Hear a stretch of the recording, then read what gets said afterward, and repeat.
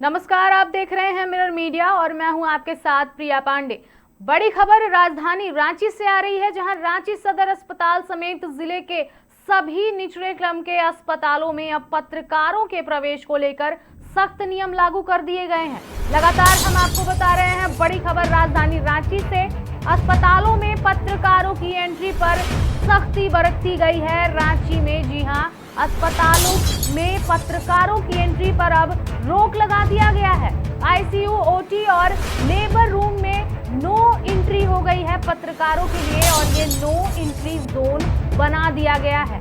बिना अनुमति रिपोर्टिंग पर सख्त पाबंदी लगा दी गई है तमाम पत्रकारों की पत्रकारिता पर, यानी कि सरकारी अस्पताल में अब कोई भी पत्रकार नहीं घुस सकते हैं।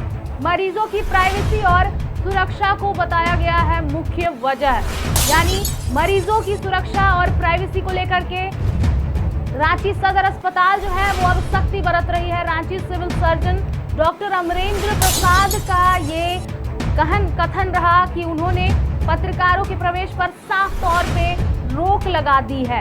अस्पतालों में अब पत्रकार को नो एंट्री बता दिया गया है और आईसीयू, ओटी हो या फिर लेबर रूम, सभी को नो एंट्री जोन घोषित कर दिया गया है पत्रकारों के लिए। यानी अब वहां पर बिना अनुमति कोई भी रिपोर्टिंग नहीं कर सकता है। आपको वहां अगर घुसना है तो आपको रिपोर्टिंग के लिए वहां पर अनुमति लेनी पड़ेगी। मरीजों की प्राइवेसी और सुरक्षा को मुख्य वजह बताया जा रहा है। बड़ी खबर राजधानी रांची से हम आपको लगातार बता रहे हैं।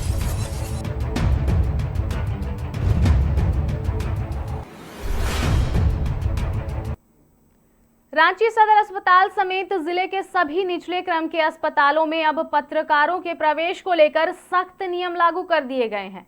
सिविल सर्जन डॉक्टर अमरेंद्र प्रसाद ने 11 बिंदुओं का दिशा निर्देश जारी किया है। इसके तहत ICU, HDU, SNCU, emergency, OT, labour room, procedure room और नर्सिंग एरिया को तत्काल प्रभाव से पत्रकारों के लिए प्रतिबंधित क्षेत्र घोषित किया गया है। अब अस्पताल प्रबंधन की अनुमति के बाद ही पत्रकार अस्पताल में खबर कर सकेंगे। आदेश में मरीजों की गोपनीयता और निजता का हवाला दिया गया है। अस्पताल प्रबंधन को भी 6 मानकों का पालन करने का निर्देश दिया गया है। बताया जा रहा है कि 17 अगस्त को सोशल एक्टिविस्ट ज्योति शर्मा ने अस्पताल प्रबंधन को पत्र लिखकर आईसीयू, एचडीयू जैसे संवेदनशील क्षेत्रों में आम लोगों की आवाजाही और मरीजों की सुरक्षा व निजता को लेकर सवाल उठाए थे। पूरे मामले पर ग्राउंड जीरो से यानी राजधानी रांची से सीधे हमारे संवाददाता अभिनव जुड़ेंगे। हम उनसे बातचीत करेंगे और जानने का प्रयास करेंगे कि इस निर्देश के बाद राजधानी रांची में क्या कुछ हाल है। अभिनव, क्या कुछ अभी बताया जा रहा है और ये निर्देश क्यों दिए गए हैं? देखिए, ये बेहद ही दुर्भाग्यपूर्ण है प्रिया कि पत्रकारों को भी अब काम करने से रोका जा रहा है। ये फरमान इस तरह से जारी कर दिया जाता है। देखिए कि अब सदर अस्पताल में भी अब पत्रकारों की एंट्री पर रोक लगा दी गई है। कुछ इम्पोर्टेंट जो जगह होती हैं, जिस तरह से आपने जिक्र किया, चाहे आईसीयू हो या लेबर रूम हो, इमरजेंसी रूम हो, वहां पर जो है पत्रकारों की एंट्री पर रोक लगा दी गई है और आपको जो अस्पताल प्रबंधन है उनसे आपको अनुमति लेनी होगी। उसके बाद जो है आप वहां पर काम कर सकते हैं। तो देखिए, इस तरह से फरमान जारी कर दिए जा रहे हैं और ये कोई नई बात नहीं है। इससे पहले भी अगर आपको याद होगा तो रिम्स में भी इस तरह से फरमान जारी कर दिए गए थे और कहीं ना कहीं इसे लेकर पत्रकारों में काफी आक्रोश भी देखा जा रहा था। बीते दिनों की ही बात है, जिस तरह से मैं जिक्र कर रहा हूँ कि रिम्स में पत्रकारों को घुसने नहीं दिया जा रहा था। वहां पर जो है गार्ड उनको घुसने नहीं दिए जा रहे थे, उनको घुसने नहीं दिया जा रहा था। तो बहुत सारी चीजें निकल कर आई और कहीं ना कहीं पत्रकारों में एक रोष व्यापक तौर पर देखने को मिल रहा है और कई जो संगठन है पत्रकार हित में जो काम करते हैं, जैसे जे वगैरह है या कई और जो संगठन है, वो नाराजगी जाहिर कर रहा है। और जो सूचनाएं मुझे मिल रही है कि इस विषय में मंत्रियों से भी मुलाकात करके बातचीत को रखा जाएगा। कल आपको बताऊं कि कल कैबिनेट की बैठक थी और वहां भी आप देखिए कि प्रोजेक्ट भवन के बाहर कई जो पत्रकार हैं उनको वहां पर रोक दिया गया है। तो ये कहीं ना कहीं दुर्भाग्यपूर्ण स्थिति है कि आप इस तरह से कर रहे हैं, झारखंड सरकार इस तरह से कर रही है, इस तरह से होना नहीं चाहिए। पत्रकार जो है लोकतंत्र। आपसे ये रहेगा अभिनव, आपसे मेरा ये सवाल रहेगा कि लगातार हमने प्रमुखता से खबरें दिखाई हैं कि किस तरह से झारखंड में स्वास्थ्य सुविधाएं जो हैं वो स्ट्रेचर पर हैं, यानी लचर स्वास्थ्य सुविधा को लगातार पत्रकारों के द्वारा, खास तौर से मीडिया इंस्टीट्यूशंस के द्वारा जो है एक्सपोज कर दिया जाता है कि किस तरह से सरकारी अस्पतालों में लापरवाही जो है वो बरती जाती है और स्वास्थ्य व्यवस्थाओं को सुधार जो है वो नहीं देखने को मिल रहा है इनके बीच। तो क्या लग रहा है आपको कि किन कारणों की वजह से ये फिलहाल तो प्राथमिक तौर पर देखा जा रहा है कि कहीं ना कहीं ये किसी के जो कारण है या फिर किसी ने एप्लीकेशन लिखा है उसके माध्यम से हुआ है ये सारी चीजें, लेकिन आपको क्या लग रहा है कि स्वास्थ्य सुविधाएं एक्सपोज ना हो, जो लचर स्वास्थ्य सुविधाएं हैं एक्सपोज ना हो, क्या उसके कारण इन नियमों का पालन करने के लिए कहा गया है या पत्रकारों पर रोक लगाया गया है? क्या लगता है आपको अभिनव?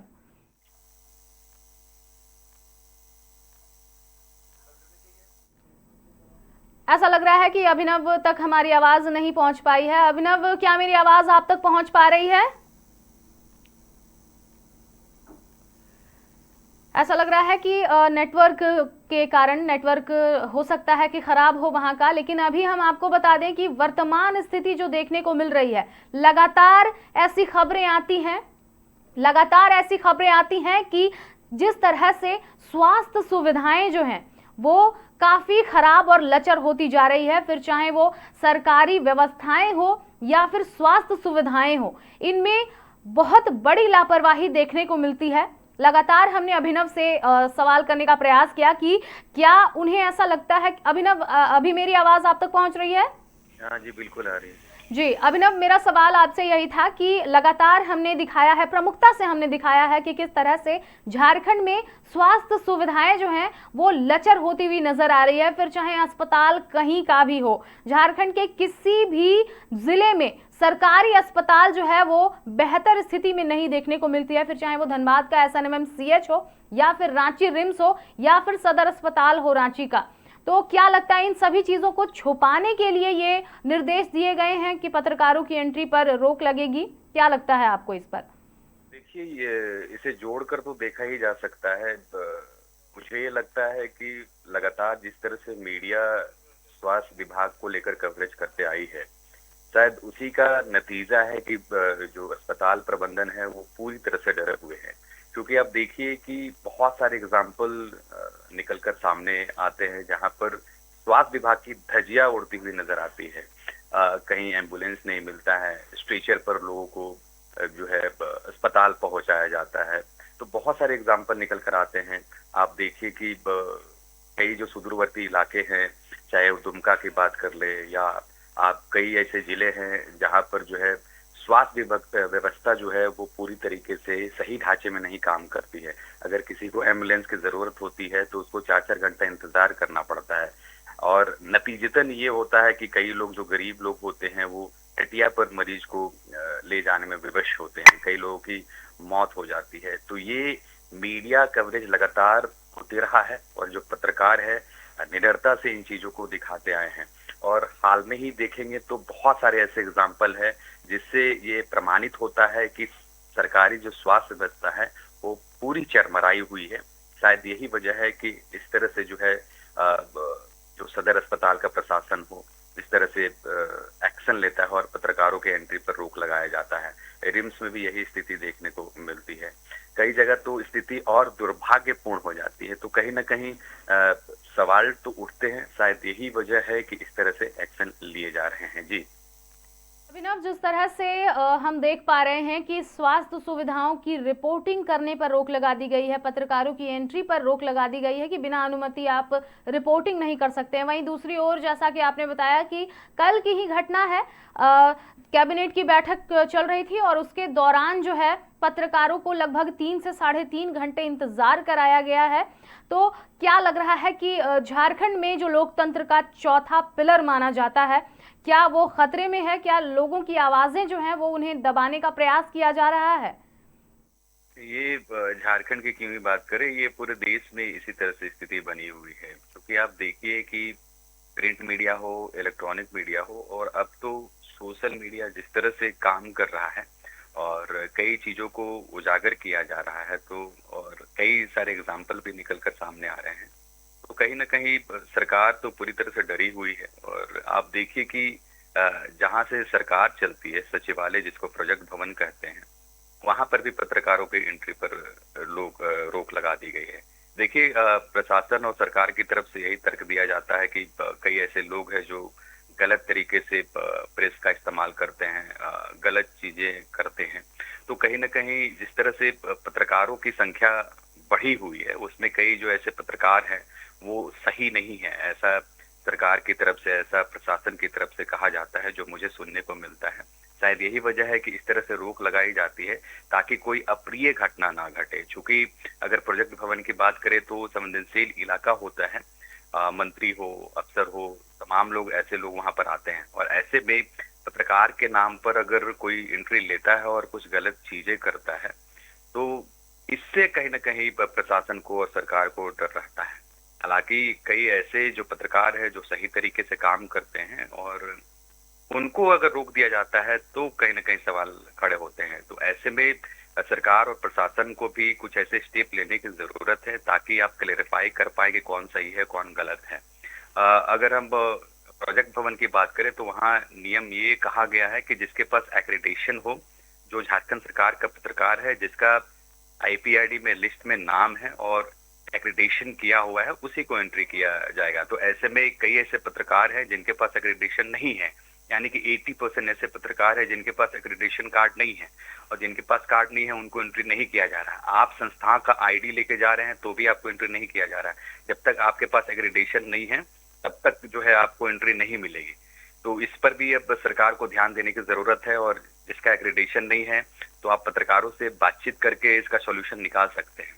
इससे इधर आपको बताऊं कि कल जिस तरह से प्रोजेक्ट भवन में पत्रकारों की एंट्री पर बैन लगे, तो मुझे लगता है 2-3 घंटे वहां पत्रकारों ने अपना माइक को नीचे रखकर और विरोध प्रदर्शन किया है। और जो मुझे सूचना मिली है कि सरकार के मंत्री दीपिका पांडे सिंह और योगेंद्र प्रसाद जो हैं, दोनों बाहर आते हैं और मीडिया गणों से बातचीत करते हैं और समाधान का प्रयास करने की कोशिश किया जाता है। तो देखिए, इस तरह से बातें निकल कर आ रही है तो कहीं ना कहीं झारखंड सरकार की भद्द पिटती है और झारखंड की भद्द पिटती है कि यहाँ पत्रकारों को काम नहीं करने दिया जाता है। तो आप सेग्रीगेट करें, आप कुछ ऐसे नियम बनाएं ताकि इस तरह से घटनाएं और जिस तरह से चीजें हैपनिंग जो हो रही है उसमें कमी देखने को मिले। जी तो अभिनव, मेरा आखिरी सवाल आपसे यही रहेगा कि आने वाले दिनों में क्या लग रहा है कि पत्रकारों की तरफ से क्या कोई पहल की जाएगी, बातचीत की जाएगी, ताकि जो वस्तु स्थिति है, जो वास्तविक स्थिति है, उसे उजागर किया जाए? क्योंकि अगर पत्रकार जो है वो अपना काम नहीं करने अगर उन्हें दिया जाएगा तो कहीं ना कहीं जो अव्यवस्थाएं हैं वो उजागर नहीं हो पाएगी, और सरकार किस तरह से काम कर रही है, एक आम जनता क्या कुछ परेशानियां झेल रही हैं, वो शायद लोगों तक ना पहुंचे, मंत्री तक ना पहुंचे। तो क्या लगता है कि आगे कोई ऐसी पहल की जाएगी पत्रकारों के द्वारा? क्या कोई वार्ता संभव हो पाई है अभी तक? देखिए, दिनानुदिन जो स्थिति है बेहद ही खराब होती जा रही है। पत्रकारों की अगर लेवल पर बात करें तो आप सरकारी अस्पताल की तो बात कर ही रहे हैं, जो अभी फरमान जारी हुआ है। इसके पहले आप देखिए कि पत्रकारों को स्कूल में भी एंट्री नहीं करने दिया जाता है, वहां भी तमाम तरह के नियम और कानून बता दिया जाता है। कहीं आप दूसरी जगह भी आप मूव करते हैं तो वहां भी स्थिति जो है बेहद चिंताजनक होती है। कहीं आप अगर आप सरकारी ऑफिस में भी घुस जाते हैं तो वहां भी कई सारी दिक्कतों का सामना करना पड़ता है।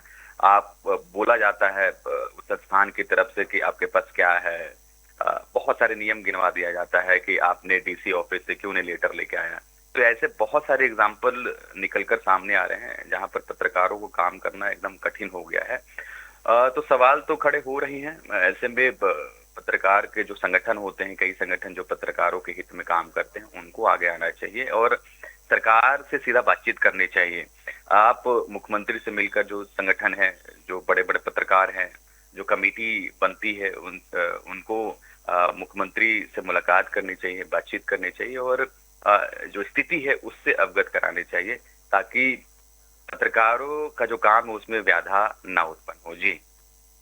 जानकारी के लिए बहुत बहुत धन्यवाद अभिनव। तो ये हमने आपको ग्राउंड जीरो से सुनाया क्या कुछ कहना है अभिनव का, और उन्होंने साफ तौर पर बताया है कि ये जो घटनाएं हुई हैं विगत दिनों, फिर चाहे वो चीज़ों को उजागर करना हो, रांची रिम्स की अव्यवस्थाओं को उजागर करना हो, या फिर प्रोजेक्ट भवन के बाहर कल की ही ये घटना है कि तमाम पत्रकारों को लगभग 3 से 3.5 घंटे बाहर इंतजार कराया गया है, जिसके विरोध में तमाम पत्रकारों ने सांकेतिक रूप से अपने माइक्स डाउन कर दिए थे।